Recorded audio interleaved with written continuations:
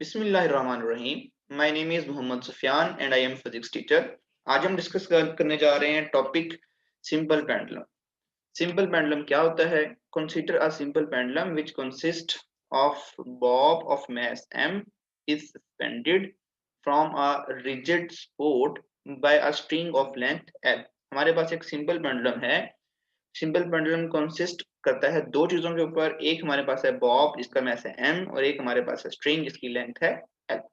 ये हमारे पास डायग्राम बच्चों, ये हमारे पास फिक्स पोर्ट है, इसके साथ स्ट्रिंग का एक एंड अटैच कर दिया है और स्ट्रिंग का जो दूसरा एंड है इस बॉब जिसका मास m है इसके साथ अटैच कर दिया है।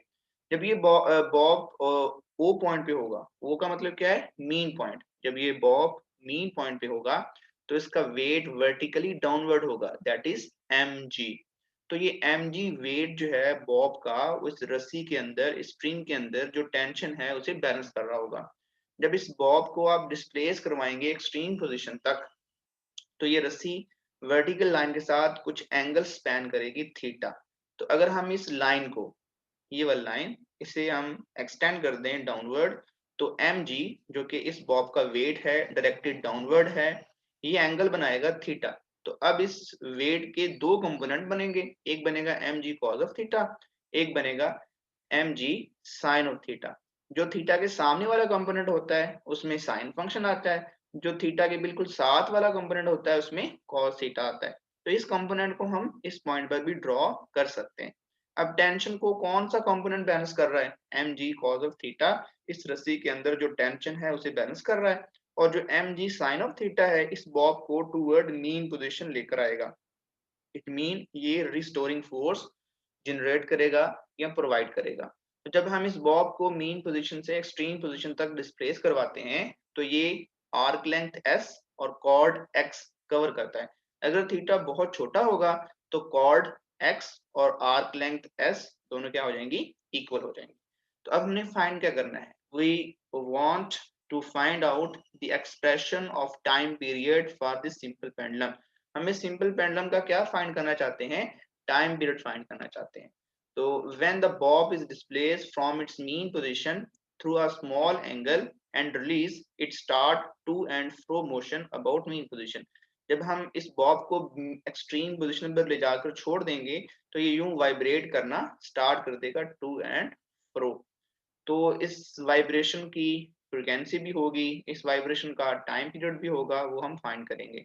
The weight mg of the object can be dissolved into two rectangular components, mg cos of theta and mg sin of theta।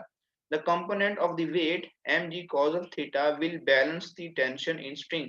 जो mg cos theta है ये बेसिकली इस टेंशन को बैलेंस करेगा, जो मैंने ऑलरेडी आपको डिस्क्रिप्शन में बता दिया था।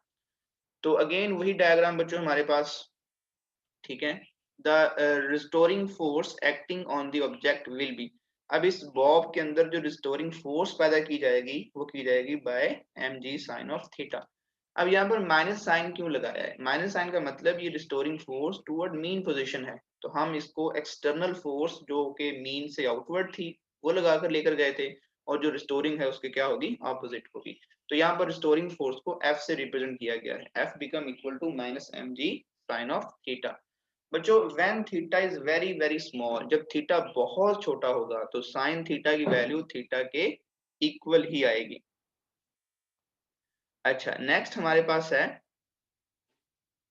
साइन थीटा की वैल्यू हमारे पास,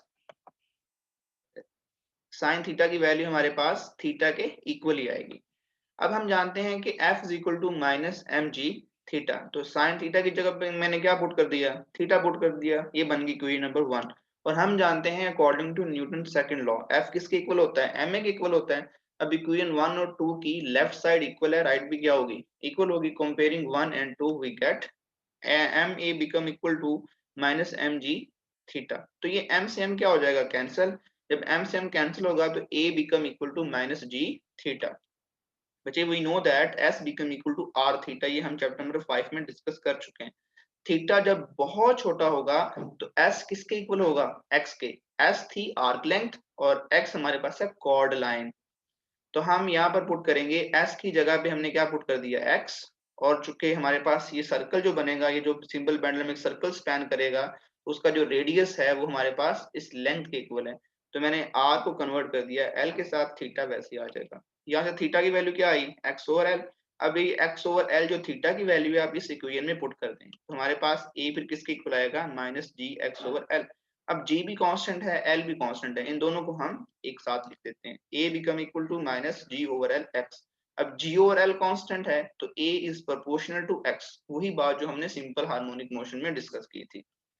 The acceleration of the object executing simple harmonic motion is described as, आप लोग ऑलरेडी इस एक्सप्रेशन को जानते हैं, a become equal to minus omega square x। ये क्वेश्चन नंबर 4 है। अब 3 और 4 की लेफ्ट साइड क्या है बच्चों, इसकी भी a है लेफ्ट साइड, इसकी भी a है, इन दोनों को कंपेयर कर लेंगे।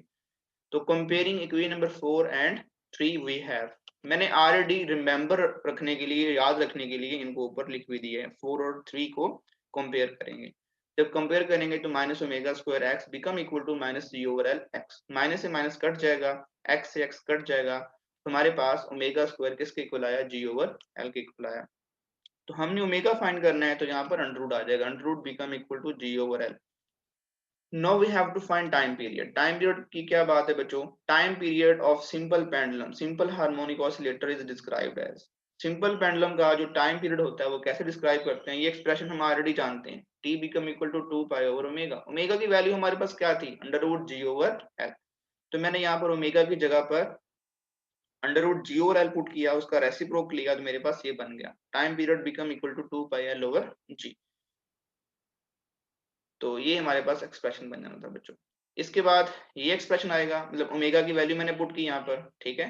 तो जब इसका रेसिप्रोकल लेंगे तो हमारे पास ये एक्सप्रेशन बन जाएगा। नेक्स्ट है, this expression shows that the time period of simple pendulum depends only on the length of simple pendulum and the acceleration due to gravity. It is independent of mass. अब इस expression में length पे depend करता है, जी पे depend करता है, Bob के मास पे डिपेंड नहीं करता। अब हम डिस्कस करेंगे फ्रीक्वेंसी। फ्रीक्वेंसी क्या होता है बच्चों, टाइम पीरियड का रेसिप्रोकल। टाइम पीरियड की वैल्यू हमने ये वाली इधर पुट करेंगे, उसका रेसिप्रोकल लेंगे, तो हमारे पास फ्रीक्वेंसी का एक्सप्रेशन आ जाएगा, f equal to 1/2 pi under root g over l. Thanks for watching, अल्लाह हाफिज।